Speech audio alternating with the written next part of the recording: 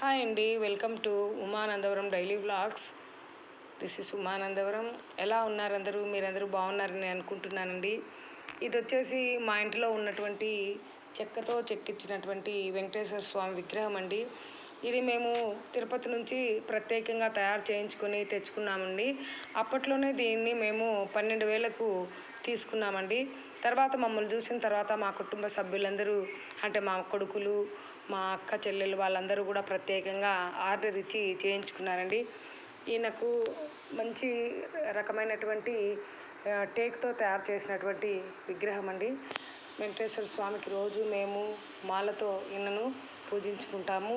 ప్రతిరోజు ఈయనకు ఫ్రెష్గా కొత్తగా అంటే ప్రతిరోజు కొత్త మాల వేస్తామండి.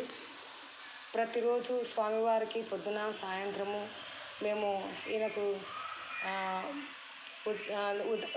అగరబత్తితో మేము పూజ చేస్తాము. అగరబత్తీలు అయితే ఇక్కడైతే పెట్టమండి, ఎందుకంటే ఇక్కడ మళ్ళీ డస్ట్ అవుతుందని. స్వామికి మాత్రము ప్రతిరోజు పూలమాల కొత్తది వేసి పూజించుకుంటామండి. ఎంతో కొన్ని ఏళ్ళైందండి ఈ యొక్క విగ్రహాన్ని తీసుకొని, ఇప్పటికీ చెక్క చెదరకోకుండా ఎంత అందంగా ఉంది. ఇక్కడ వచ్చేసి లక్ష్మీ అమ్మవారండి. లక్ష్మీ అమ్మవారు ఇక్కడ తర్వాత అమ్మవారి చేతిలో నుంచి ధనరాశులు కింద పడేట్టుగా చెక్కారండి. పీఠము ఎంతో చాలా బరువుగా ఉంటుంది. ఈ స్వామివారిని ప్రతిరోజు మేము ప్రత్యేకమైనటువంటి వస్త్రంతో తుడిచి కొత్త మాల వేయడం జరుగుతుందండి.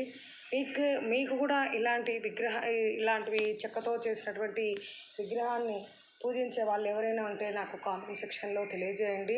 మీకు ఎవరికైనా కావాలంటే దీని యొక్క అడ్రస్ మేము తిరుపతిలో ఉండే అడ్రస్ ఇస్తానండి.